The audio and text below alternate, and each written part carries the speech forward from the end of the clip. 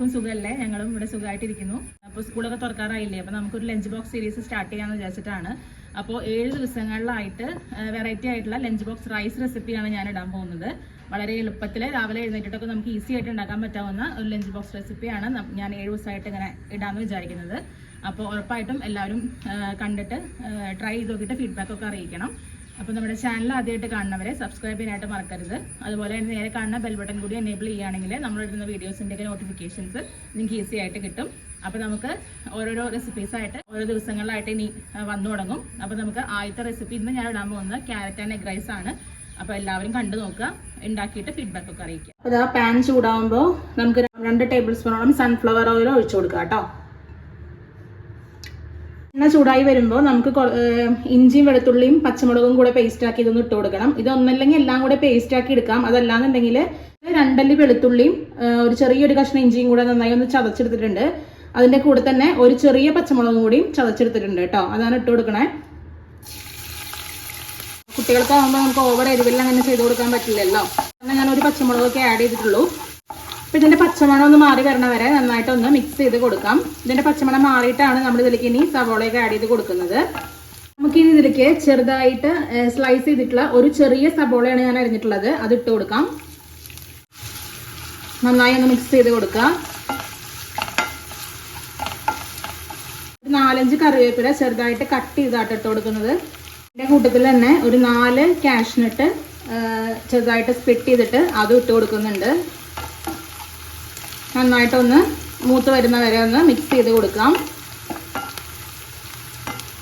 അപ്പോൾ വളരെ എളുപ്പമായിട്ട് ഉണ്ടാക്കാൻ പറ്റുന്ന ഒരു റെസിപ്പിയാണ് കേട്ടോ അതിൽ. അപ്പം ഇതിൻ്റെ റൈസ് ഞാൻ ഓൾറെഡി ചെയ്ത് വെച്ചിട്ടുണ്ട്.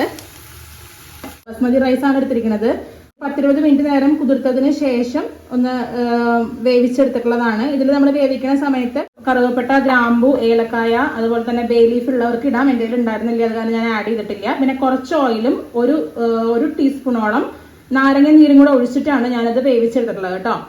ഒരുപാട് ഒട്ടിപ്പിടിക്കാതെ നല്ല ഒരു ഇങ്ങനെ ഉതിർന്ന് വീഴുന്ന ടൈപ്പിലുള്ള റൈസ് കിട്ടാനാണ് അത് ചെയ്യുന്നത്. അപ്പോൾ ഒരുപാട് ഒട്ടിപ്പിടിക്കാതെ വേവിച്ചെടുക്കാനായിട്ട് പ്രത്യേകം ശ്രദ്ധിക്കുക.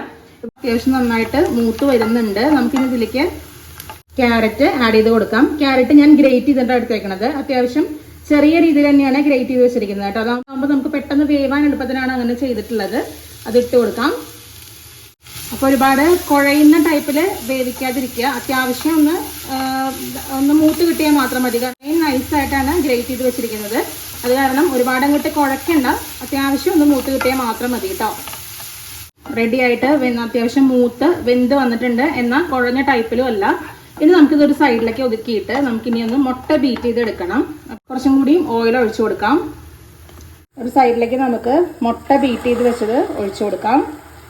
അതിലേക്ക് ഒരു 4 സ്പൂണോളം കുരുമുളക് പൊടി, പാകത്തിനുള്ള ഉപ്പ്, 1/4 ടീസ്പൂൺ മഞ്ഞൾപ്പൊടി, 1/2 ടീസ്പൂണോളം മുളക് പൊടി, ഇതെല്ലാം ചേർത്തിട്ട് നന്നായിട്ടൊന്ന് മിക്സ് ചെയ്ത് കൊടുക്കാം. അതിൻ്റെ കൂട്ടത്തിൽ തന്നെ ഇതെല്ലാം കൂടെ ചേർത്തിട്ട് ഒന്ന് മിക്സ് ചെയ്യാം കേട്ടോ.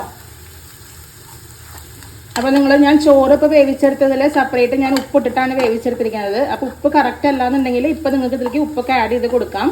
ഈ ക്യാരറ്റിലേക്കുള്ള ഉപ്പും എല്ലാം കൂടെ ചേർത്തിട്ട് ഇതിട്ട് കൊടുക്കുക. ഈ മുട്ട ബീറ്റ് ചെയ്യണതിൽ ഞാൻ ഉപ്പ് ആഡ് ചെയ്തിട്ടുണ്ട്. നിങ്ങൾക്ക് ഉപ്പ് റൈസിൽ പോരാന്ന് തോന്നുകയാണെങ്കിൽ ഈ സമയത്ത് ഇതിലേക്ക് ആഡ് ചെയ്ത് കൊടുക്കാം കേട്ടോ.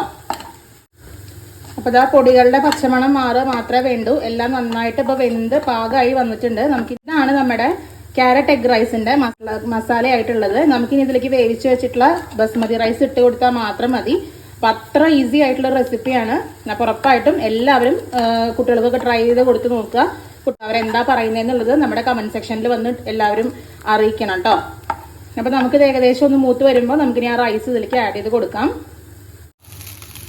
അപ്പോൾ ഞാൻ റൈസ് ആഡ് ചെയ്തിട്ടുണ്ട്. നമുക്കിനി മസാലയും റൈസും കൂടെ ചേർത്ത് നന്നായിട്ടൊന്ന് മിക്സ് ചെയ്തെടുക്കണം.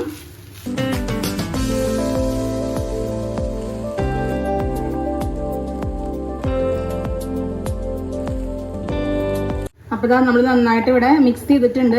ഇപ്പോൾ നല്ലൊരു സ്മെല്ലൊക്കെ വരുന്നുണ്ട് കേട്ടോ. അപ്പോൾ കുട്ടികൾക്ക് ഉറപ്പായിട്ടും ഇത് ഇഷ്ടപ്പെടുന്ന ഒരു റെസിപ്പി ആയിരിക്കും. കുറച്ച് മല്ലിയുടെ ഇല ഇതിൻ്റെ മുകളിലൊന്ന് തൂവി കൊടുക്കുക കേട്ടോ. അപ്പോൾ വളരെ ഈസി ആയിട്ടുള്ള നമ്മുടെ ക്യാരറ്റ് എഗ് റൈസ് ഇവിടെ റെഡി ആയിട്ടുണ്ട്. അപ്പോൾ നമുക്കിനി ഇതൊരു ലഞ്ച് ബോക്സിലേക്ക് മാറ്റി നോക്കാം. അപ്പോൾ നമ്മുടെ ഫസ്റ്റ് ലഞ്ച് ബോക്സ് സീരീസിലെ first recipe carrot and egg rice ഇവിടെ റെഡി ആയിട്ടുണ്ട്. അപ്പോൾ എല്ലാവരും ഉറപ്പായിട്ടും ട്രൈ ചെയ്ത് നോക്കുക. ട്രൈ ചെയ്ത് നോക്കിയിട്ട് ഫീഡ്ബാക്ക് ഒക്കെ അറിയിക്കുക. സ്കൂളൊക്കെ തുറക്കാറായിട്ടുണ്ട്. അപ്പോൾ നമ്മൾ മുന്നേ കൂട്ടി വീഡിയോ ഇട്ടാലേ എല്ലാവർക്കും അത് ഉപകാരമാവുള്ളൂ. ചാനൽ ആദ്യമായിട്ട് കാണുന്നവരെ സബ്സ്ക്രൈബ് ചെയ്യാനായിട്ട് മറക്കരുത്. അതുപോലെ തന്നെ ബെൽ ബട്ടൺ കൂടി എനേബിൾ ചെയ്യുകയാണെങ്കിൽ നമ്മളിടുന്ന പുതിയ വീഡിയോസിൻ്റെ ഒക്കെ നോട്ടിഫിക്കേഷൻസ് നിങ്ങൾക്ക് ഈസി ആയിട്ട് കിട്ടും. അപ്പോൾ നാളെ ഇതുപോലെ അടുത്തൊരു നല്ല ഈസി ആയിട്ടുള്ള ലഞ്ച് റെസിപ്പി ആയിട്ട് കാണാം. അതുവരെ എല്ലാവർക്കും നന്ദി, നമസ്കാരം.